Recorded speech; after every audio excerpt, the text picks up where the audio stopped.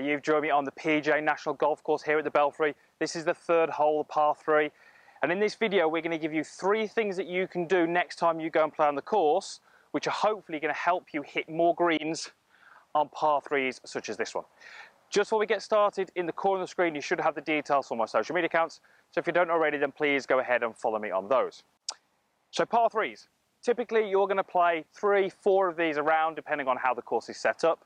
But really, very, very simply, what is the goal on a par 3? The goal is to get that ball on the green and 2-putt. That would be the ultimate goal. Now, for many of you higher handicappers, that might be a little bit unachievable, but certainly what we're going to do is we're going to give you some pointers and some things that you can do next time you go and play, which is going to help you hopefully get closer to that goal. We're not talking in this video about anything technical, because if there was something technical that I could tell you to make you hit the ball better from here, you would simply do that on every shot. What we are going to do is look at some course management sort of ideas and some methods that you can use which are going to help you do that. So, first thing I want you to do is think about 3 yardages, 2 clubs.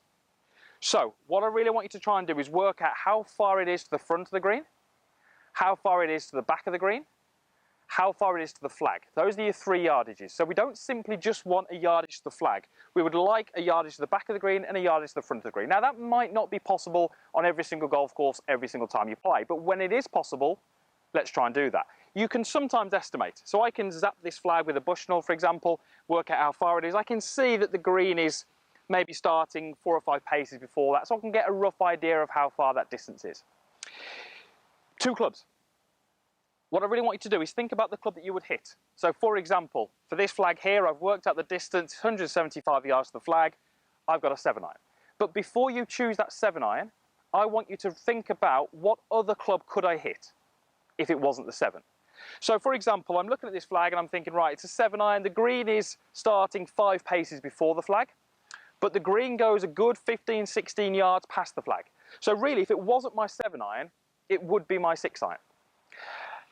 And what I really want you to do then, once you've thought about 2 clubs, is then have a think again which one is best. So all we're really doing is just making you go through a process as to choosing that golf club. Because very often I'll see golfers zap the flag, pull out the club, and they don't really consider the other ideas as to, well, how much room have I got past the flag? How much room have I got before the flag? Etc, etc. Now, if I look at this flag here, I can see actually that it's quite a narrow approach to the green. And as I go further up the green, it gets wider and wider and wider. So that sort of says to me, well, actually, a 6-iron might be a better option because I might go 10 yards long, but I've actually got a slightly bigger target to aim at. So all that information going in, processing it, is going to help you ultimately decide on the right club based on some accurate numbers. So that's the first thing. The second thing would be to make use of the teeing ground. So I'm out here on the PJ course. I'm actually on one of the tees isn't being used at the moment, so I haven't got any tee markers. But typically you're going to have maybe 10 or 12 yards between those tee markers.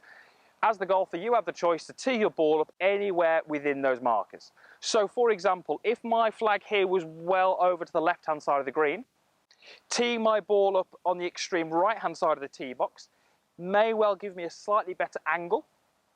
But more importantly, it might just make that golf shot look a little bit better in my mind's eye. I might be able to see the shot I want to hit a little bit better. Vice versa, if the flag was well on the right, I might go over to the left-hand side of the tee box. Also, where you tee the golf ball up is going to be depending on the ball flight you tend to hit. So if you tend to hit a left to right shot, that's going to influence it. And if you hit a right to left shot, again, that's going to make some influence into your decision. So really make use of the teeing ground. Think about where you're teeing up, and that's certainly going to help you. The third thing that I really want you to focus on next time you go and play to make sure you hit more greens is don't always aim at the flag. This is something I see so commonly with amateurs when I go on the golf course. We'll play 9 holes, 18 holes, and over those 18 holes, they're aiming at the flag 18 times. Now, we are not as skilled as we would like to be, so therefore we generally want to be aiming at some larger areas as opposed to where the flag is. This hole today is playing about 175 to the flag. As I said before, the green beyond that is a little bit wider. Now, where that flag is positioned today looks pretty central, but if that flag was more to the left or more to the right, at a distance of 175, 180, I might well still be aiming into the middle of that green. That gives me the option then to move the ball a little bit to the left, move the ball a little bit to the right, and I'm still going to be on that putting surface. So, if you can really think about the yardages that you've got, really think about what 2 clubs could I use, and then make a decision on which is the best one. Use the teeing ground to your advantage, and make sure that you're not always aiming at the flag, you're aiming into maybe the largest part of the green. For me, what you've done there is you've made 3 course management decisions which have increased the chances of you hitting that green. Statistics tell us that if we can hit the green, the chances are we'll 2-putt. On a par 3, they are tough holes. A 3 is really all you're trying to do to move on to the next hole. If you need to make any birdies, you can pick those up on some easier holes, but generally par 3s, our goal is to make a par and move off. Right, let me have a go. I've got a 7-iron. It was between the 7 and the 6, but I carry my 7-iron about 180, so I should be able to land just past this flag. And because the flag is in the middle, I'm going to aim pretty much at it, but I'm happy with a shot which finishes 5 yards past the flag and in the middle of the green.